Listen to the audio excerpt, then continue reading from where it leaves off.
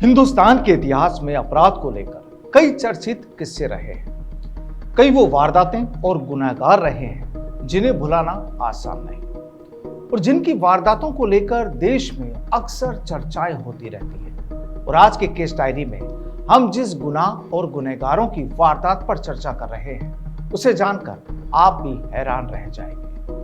नमस्कार, मैं हूं आपके साथ प्रदीप आजाद।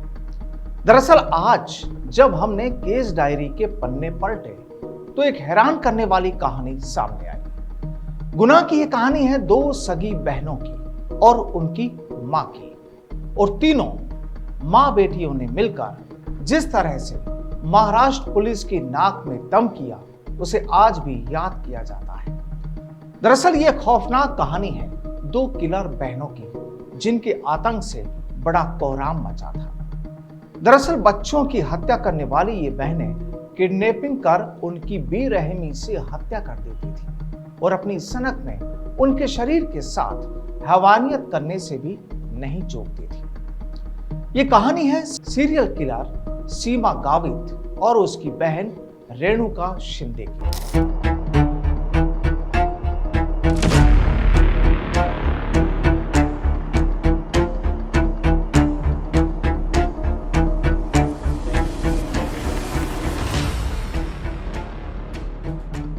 साल 1990 से 1996 तक करीब 6 साल तक इन बहनों ने अपहरण, चोरी और हत्या की कई घटनाओं को अंजाम दिया। और इस दौर में महाराष्ट्र के कोल्हापुर की इन दोनों बहनों ने पश्चिमी महाराष्ट्र में भयानक आतंक मचा कर रखा था। इन बहनों का खौफ लोगों में कुछ इस कदर फैला था और हालात ऐसे हो गए कि लोग अपने बच्चों को कुछ वक्त के लिए भी अकेला छोड़ने से डरने लगे थे। दरअसल सीरियल किलर सीमा गावित और उसकी बहन रेणुका शिंदे ने जिस तरह अपराध की दुनिया में कदम रखा था उसके पीछे उसकी मां का हाथ माना जाता है। कहा जाता है कि अपनी मां के कहने पर ही ये दोनों बहनें गुनाह के दलदल में उतरी और फिर कभी उस दलदल से बाहर नहीं निकल सकी। इन दोनों बहनों की मां अंजना बाई भी आदतन अपराधी थी, जो बड़ी चोरी की घटनाओं की साजिश रचकर उन्हें अंजाम देती थी। जब इसकी दोनों बेटियों सीमा और रेणुका की उम्र तकरीबन 15-17 साल की होगी, उसी वक्त मां अंजना बाई ने इन्हें अपने साथ जोड़ लिया था। और इसी उम्र के पायदान पर ही इन दोनों बहनों ने अपनी मां के साथ हत्या की पहली वारदात को अंजाम दिया था। इस पूरी कहानी में दिलचस्प बात यह रही कि ये दोनों बहनें चोरी के लिए पहले मासूम बच्चों को ढाल बनाती थी और फिर अपना खूनी खेल खेलती थी। अब इस पूरी कहानी को समझने के लिए थोड़ा सा बैकग्राउंड में लेकर चलते हैं। दरअसल सीमा और रेणुका की मां अंजना गावित मूल रूप से नासिक की रहने वाली थी और वहीं एक ट्रक ड्राइवर से वो मोहब्बत कर बैठी। फिर उसी के साथ भागकर पुणे आ गई। कुछ वक्त बाद इसके एक बेटी हुई। बेटी का नाम था रेणुका। बच्ची के जन्म के कुछ दिन बाद ही ट्रक वाले ने अंजना को छोड़ दिया और रेणुका फिर से सड़क पर आ गई। जाहिर है उसे जैसे तैसे बच्ची और अपना पेट भरना था। और इसके बाद वो करीब 1 साल बाद उसकी मुलाकात एक रिटायर्ड सैनिक मोहन गावित से होती है। दोनों ने शादी कर लेते हैं। फिर उसकी दूसरी बेटी सीमा पैदा हुई। कुछ दिन बाद मोहन भी अंजना से अलग हो गया। अंजना दोबारा से सड़क पर थी, लेकिन इस बार उसके साथ थी 2 बेटियां। अब बेटियों का पेट भरने के लिए उसने छोटी मोटी चोरियां करना शुरू कर दिया। किसी की जेब काट ली, किसी का बैग लेकर भाग गई। अब जब दोनों बेटियां जब बड़ी हुई और मां को ऐसा करते हुए देखा तो वो भी उसकी मदद करने लगी। भीख मांगना और जेब काटना, यही 2 काम अंजना को आते थे और यही 2 काम उसने अपनी बेटियों को सिखा दी। लेकिन फिर वक्त बदला और गुनाह का अंदाज और चेहरा भी। कहा जाता है कि एक दिन अंजना को करीब 1.5 साल का एक बच्चा नजर आया जो भीख मांगने वाली एक महिला का था। अब अंजना का दिमाग कुछ और ही चलने लगा। उसने बच्चे को उठा लिया और ये सोच लिया कि वो इसे बेचकर कुछ पैसे कमा लेगी। बच्चा गोद में था। वो सड़क पर भटक रही थी, जेब काटने की फिराक में। और इसी बीच एक मंदिर के पास एक शख्स का पर्स मारने की कोशिश करने लगी, लेकिन पकड़ में आ गई। जाहिर है लोगों ने अंजना को पीटना शुरू कर दिया। पुलिस बुलाने की नौबत आ गई, लेकिन इसी बीच भीड़ का ध्यान चोरी से हटाने के लिए उसने बच्चे को जमीन पर पटक दिया। बच्चे के सिर से खून बहने लगा। अब लोगों का ध्यान अंजना की चोरी पर नहीं, बल्कि बच्चे के बहते खून पर था। अब अंजना के तेवर बदल गए और खुद को पाक साबित करने के लिए वो चिल्ला चिल्ला कर कहने लगी कि एक बच्चे की मां चोरी नहीं कर सकती। आखिर बच्चे को तड़पता देखकर लोगों को तरस आ गया। लोगों को लगा कि शायद उसने चोरी नहीं की है, और अगर की भी होगी तो बच्चे को खाना खिलाने के लिए की होगी। लेकिन यहां किसी को पता नहीं था कि बच्चा उसका नहीं है, अपहरण किया हुआ है। आखिर भीड़ तितर बितर हो गई। बच्चे को देख किसी ने पुलिस में शिकायत भी नहीं की और अंजना भीड़ की पिटाई से बच गई और पुलिस से भी बच गई। वो बच्चे को लेकर चुपचाप वहां से निकल ली। अब यहां अंजना की बेटी सीमा सारा खेल देख रही थी। वो अपनी मां के साथ हो रही। बच्चे के सिर से खून बह रहा था। वो लगातार रो रहा था। ना खाना, ना पीना, ना दूध, ना माँ बाप, लेकिन माँ बेटी उसके रोने से परेशान हो गई। अंजना को यह डर भी था कि अगर बच्चा उसके साथ रहा तो पुलिस उसे कभी भी ना कभी पकड़ लेगी। और इस खतरे को देखते हुए दोनों ने बच्चे को ठिकाने लगाने का प्लान बना लिया। सुनसान रास्ते पर दोनों को बिजली का खंभा नजर आया।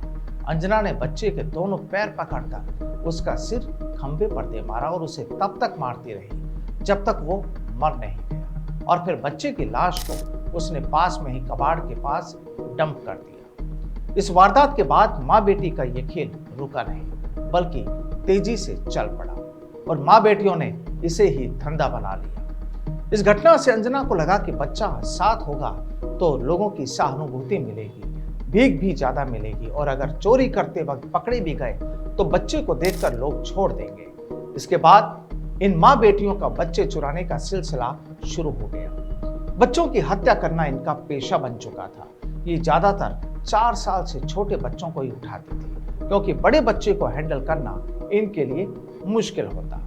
बड़े बच्चों के किसी से शिकायत करने का डर भी इन्हें था। इस पूरे मामले में खास बात यह कि ज्यादातर बच्चे झुग्गी वाले ही हुआ करते थे। एक तो ऐसे बच्चों को चुराना आसान होता, और दूसरा इन पर कोई खबर या पुलिस या कार्रवाई भी कम ही होती थी। अब ये तीनों यही करती थी। बच्चा उठाती और फिर चोरी करने निकल पड़ती। अगर पकड़ी जाती तो बच्चे को जमीन पर पटक देती ताकि लोगों का ध्यान चोरी से भटक जाए। इस तरह से शील्ड की तरह बच्चों का इस्तेमाल हुआ करता था। बाद में बच्चा काम का नहीं रहता तो उसे मौत की नींद सुला दिया जाता। ज्यादातर को पटक पटक कर मार देती। एक बच्ची को उसकी गर्दन पर पैर रखकर मार दिया गया। एक बच्ची के दोनों पैरों को पकड़कर उसे उल्टा लटका दिया और उसका सिर पानी में डुबाए रखा जब तक बच्ची तड़प तड़प कर मर नहीं। कुल मिलाकर बच्चों का मारना इनके लिए किसी खिलौने को तोड़ने जितना ही आसान हो गया। ये इनके लिए कितना सहज था, ये इस घटना से ही समझा जा सकता है। दरअसल एक बार इन तीनों ने एक बच्ची को किडनैप किया। 10-12 महीने की बच्ची थी वो। बच्ची लगातार रो रही थी। तीनों ने इस बच्ची की हत्या कर दी। लाश को काले रंग की एक पॉलिथीन में डाल दिया और निकल पड़ी उसकी लाश को ठिकाने लगाने। रास्ते में एक सिनेमा हॉल नजर आया। मन हुआ कि फिल्म देख ली जाए। अंदर गई, लाश हाथ में ही थी। फिल्म देखी और फिल्म देखने के बाद पॉलिथीन को सिनेमा घर के बाथरूम में छोड़कर ये तीनों वहां से निकल पड़ी। बाद में जब सफाई कर्मी वहां पहुंचा तो इस लाश के बारे में पता चला।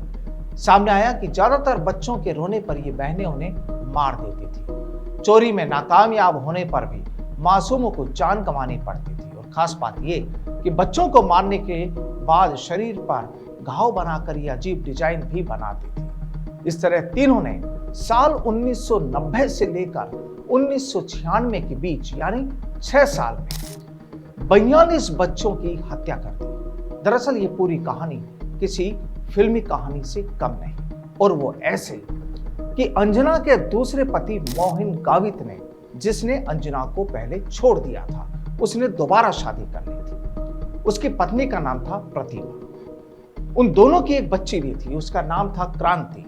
अब साल 1996 में अंजना अपनी दोनों बेटियों के साथ रहने के लिए वहीं पहुंच गई जहां मोहन रहता था और वो मोहन के यहाँ ही रही। लेकिन अंजना और उसकी दोनों बेटियों का कातिल दिमाग ठंडा नहीं पड़ा। कुछ दिन बाद अंजना ने क्रांति को मारने का प्लान बना लिया। उसने अपनी दोनों बेटियों के साथ मिलकर क्रांति को किडनैप कर लिया और उसकी हत्या कर लाश गन्ने के खेत में डंप कर दी। बच्चे की मां प्रतिमा ने पुलिस में एफआईआर दर्ज करवाई और कुछ दिन बाद दोनों बहनें पकड़ में आ गई। डर के मारे उन्होंने ये कबूल कर लिया कि प्रतिमा की 9 साल की बेटी की हत्या उन्होंने ही की है। लेकिन मां के कहने पर दोनों बहनों की मदद से पुलिस अंजना तक भी पहुंच गई। अब अंजना को गिरफ्तार करने के बाद और कुछ और भी तथ्य सामने आने लगे और इलाके में हुई बच्चा चोरी की घटनाओं के तार जुड़ने लगे। दोनों मां बेटियों का यह खूनी खेल तब तक जारी रहा जब तक इस गिरोह का पर्दाफाश नहीं हुआ, यानी साल 1996 तक। सरकार ने मामले पर सीआईडी की टीम बिठा दी जांच करने के लिए। चूंकि हत्या और किडनैपिंग के मामले साल 1990 से 96 के बीच के थे, इसलिए ज्यादातर मामलों में तो सबूत ही नहीं मिल पाए। लेकिन 13 किडनैपिंग और 6 हत्याओं के मामलों में इन तीनों का इन्वॉल्वमेंट साबित हो गया। हिरासत के 2 साल बाद यानी 1998 में अंजना की एक बीमारी से मौत हो गई। अब बची रेणुका और सीमा।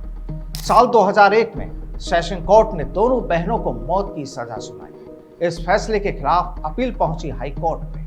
साल 2004 में हाई कोर्ट ने भी मौत की सजा को बरकरार रखा। मामला फिर सुप्रीम कोर्ट जा पहुंचा। सुप्रीम कोर्ट ने भी कह दिया कि ऐसी औरतों के लिए मौत की सजा से कम कुछ भी नहीं है। जब सुप्रीम कोर्ट का दरवाजा भी बंद हो गया तो आखिरी दरवाजा अभी भी बचा हुआ था और वो दरवाजा था राष्ट्रपति से क्षमा याचना का। साल 2014 में प्रेसिडेंट थे प्रणब मुखर्जी।